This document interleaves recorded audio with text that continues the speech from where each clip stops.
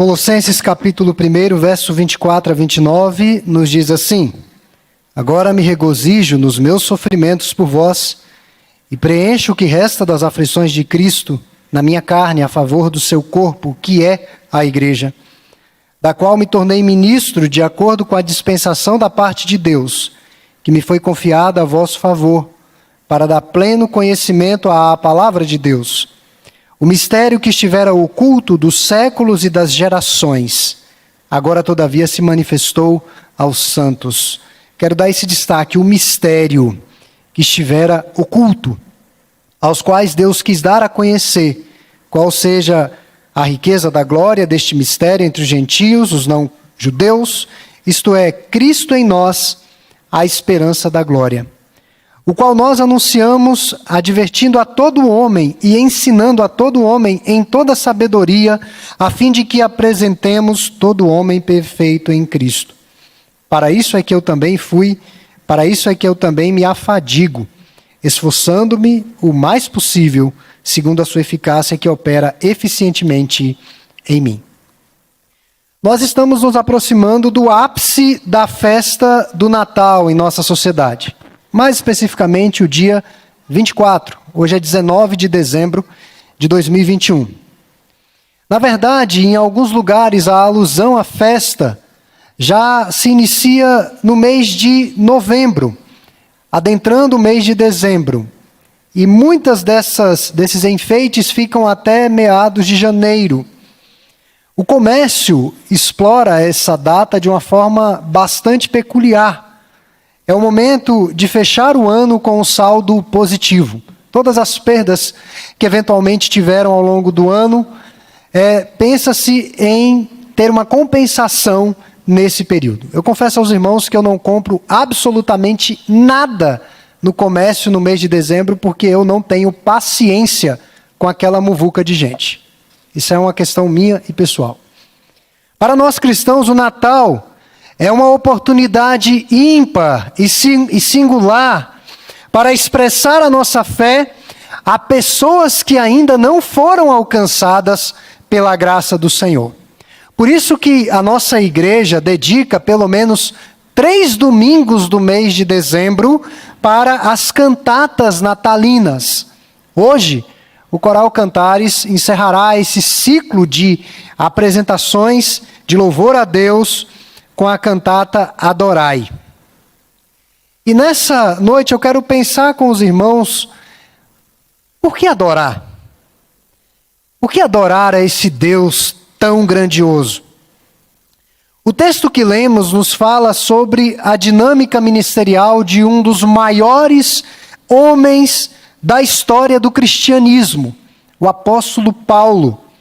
E nessa passagem ele expressa que por meio do sofrimento, dos sacrifícios e alegrias, anunciou o evangelho aos não-judeus. Ele recebeu essa incumbência da parte de Deus de falar àqueles que não eram judeus, ou seja, nós seríamos alvos dessa mensagem paulina. E nessa noite eu quero meditar à luz desse texto sobre as razões de nós adorarmos a esse Deus. A primeira razão é que o mistério que estivera oculto foi revelado. Verso 26. O que é um mistério para nós? É algo que está oculto e que ao mesmo tempo pode ser absolutamente assustador, ou pode ser também uma boa notícia. O mistério é algo que está oculto. No mundo antigo, os falsos mestres se valiam desse termo para descrever os segredos internos da religião. O que havia por detrás da religião? Quais eram os mistérios? O mistério é um segredo santo, oculto no passado, falando biblicamente, mas revelado por Deus no presente. Certamente muitos de nós, se não assistiram a novela, mas pelo menos ouviram falar a respeito da novela da Rede Record, intitulada Os 10 Mandamentos. E eu sempre que vou citar esse exemplo, eu digo à igreja que as novelas da Record são romances baseados na Bíblia. Eles vão preencher aqueles hiatos da história, muitas vezes de forma herética. Então, só advertindo que não é o retrato bíblico da Escritura. Há um certo romance em torno da história bíblica. Mas a novela Os 10 Mandamentos falava basicamente, ou no seu enredo, era fundamentado em um Deus todo-poderoso, libertando da escravidão, da maior potência do mundo da época, um povo que chamaria de seu. O Egito estava para o mundo antigo como as grandes potências estão hoje para o nosso país. Os Estados Unidos têm sido ameaçados por conta da China. Nesse período de pandemia, a China cresceu absurdamente, mas é como se fosse os Estados Unidos para o nosso país, ou a China para o nosso país. O que se percebe depois da libertação do jugo egípcio é um povo ingrato, desobediente à aliança e que sofreu consequências em relação à sua rebeldia a Deus. E quando Cristo veio ao mundo, foi rejeitado, crucificado, morto. E até hoje, as pessoas rejeitam o Cristo sagrado da Bíblia com esses apetrechos pagãos do Natal. Papai Noel descendo sobre o chaminé, lançam uma cortina de fumaça no alvo da festa, no alvo da celebração, que é o menino Deus. Um frágil bebê numa manjedoura. O mistério de Deus é a união entre judeus e não judeus em torno do pacto. E o impacto dessa boa notícia aos não judeus foi imensurável. Não eram mais excluídos da glória e das riquezas da graça de Deus. Uma pessoa em são juízo, se você perguntar a qualquer pessoa em são juízo, se ela quer ser abençoada, se ela quer que tudo dê certo na vida dela, especialmente no final, seguranças no final, essa pessoa vai dizer, mas é óbvio que eu quero. É óbvio que eu quero que tudo dê certo. Hoje pela manhã acordei muito desastrado, tudo caindo no chão. Tudo, pegando tudo caindo. Nada estava dando certo ali. As coisas caindo tudo no chão. Parece que perdi a habilidade das mãos. Você fica aborrecido. Puxa, mas tinha que dar certo. As pessoas querem que tudo dê certo. As pessoas querem segurança de que no final estarão bem. Tudo vai dar certo. Então, para os não-judeus, a notícia de que eles estavam incluídos nesse contexto da aliança e do pacto era uma boa notícia. Esse é o mistério. Muitos de nós aqui crescemos em um ambiente cristão. Muitos de nós que crescemos em um ambiente cristão, sejam aqueles que estão nesse templo, sejam aqueles que vão nos acompanhar pela internet em algum momento da existência nesse mundo, nos habituamos com o mistério. Nos acostumamos com o sagrado.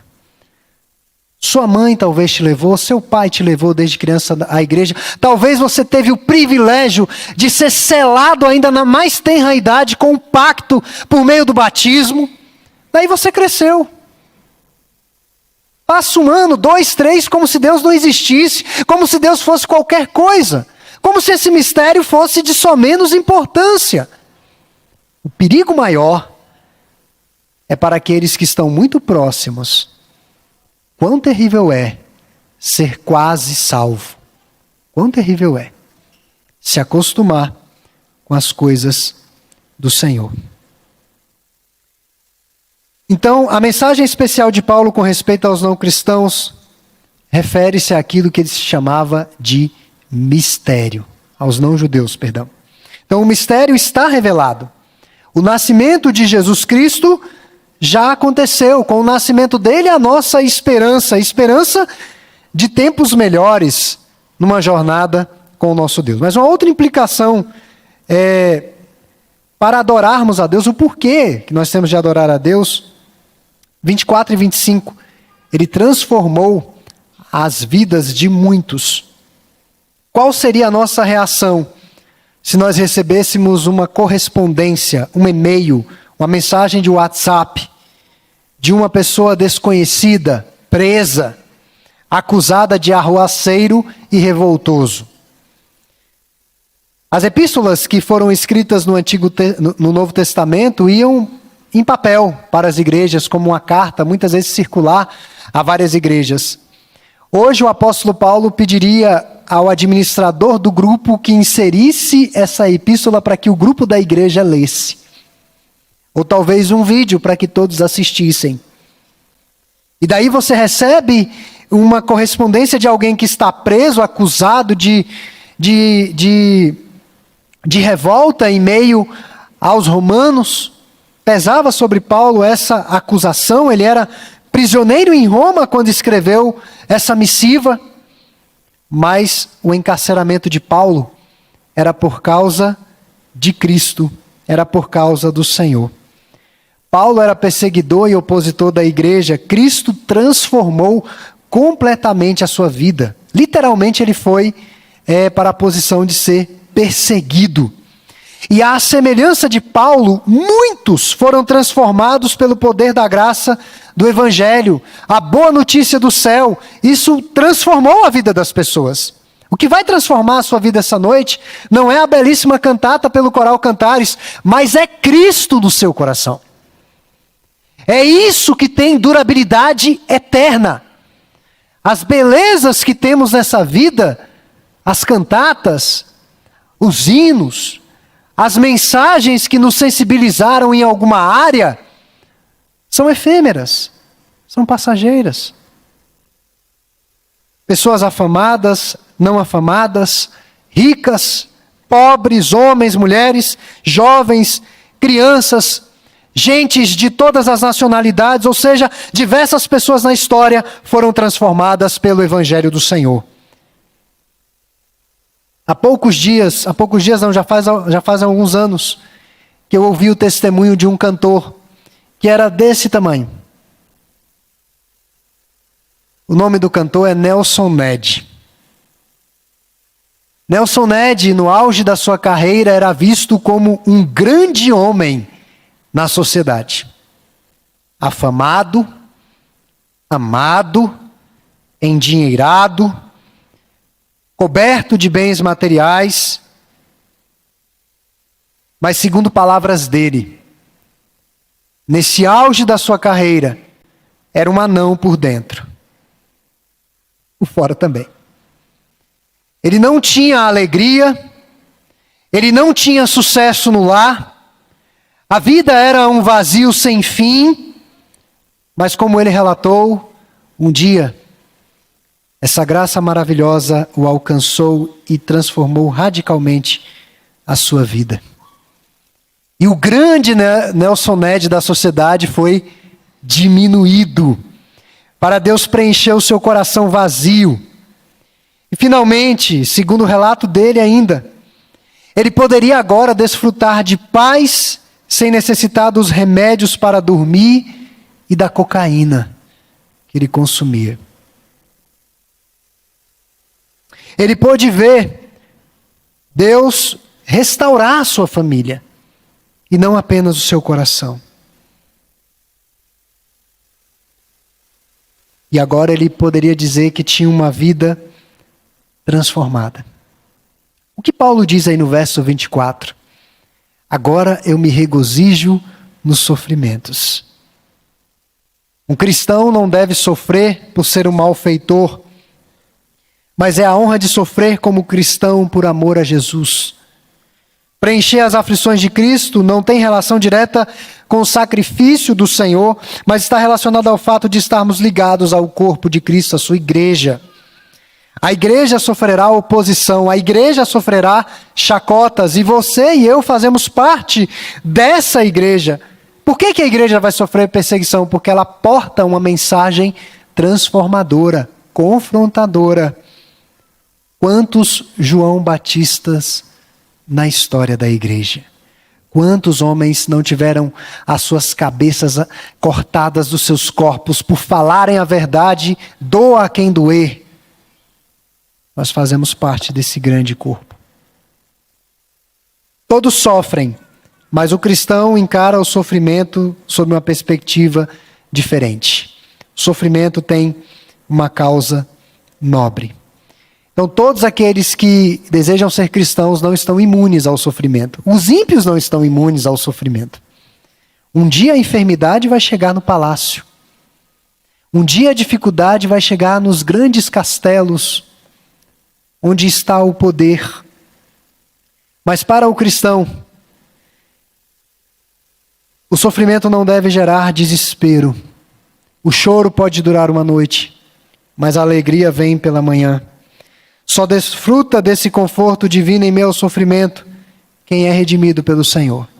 Você que é crente sabe do que eu estou falando. Sabe do que eu estou falando. Das noites escuras da alma e da luz de Cristo te sustentando. Eu gosto dos ditados populares e gosto de alguns ditados cristãos. Um dos primeiros que eu ouvi é: se com Deus está difícil, muito pior sem Ele. E com Deus não está fácil, pode ter certeza que sem Ele será insuportável. Mas além do mistério revelado e da transformação de muitos, e considerando as implicações de uma vida com Cristo, uma outra razão para adorarmos ao nosso Deus é que ao adorarmos, nós anunciamos o nosso Deus, nós falamos das virtudes do nosso Deus, nós de certa forma anunciamos o Evangelho. A igreja, ao se reunir em adoração, está falando que Deus está vivo, que Deus está operando. É o mesmo Deus do Antigo Testamento, o Deus do Novo Testamento, o Deus que atua na história. Paulo pregou e ensinou o verdadeiro Evangelho. Os falsos mestres exaltavam a si próprios pelos seus feitos espirituais, pregavam um conjunto de ensinamentos, enquanto Paulo pregava uma pessoa. Paulo falava a respeito de Cristo.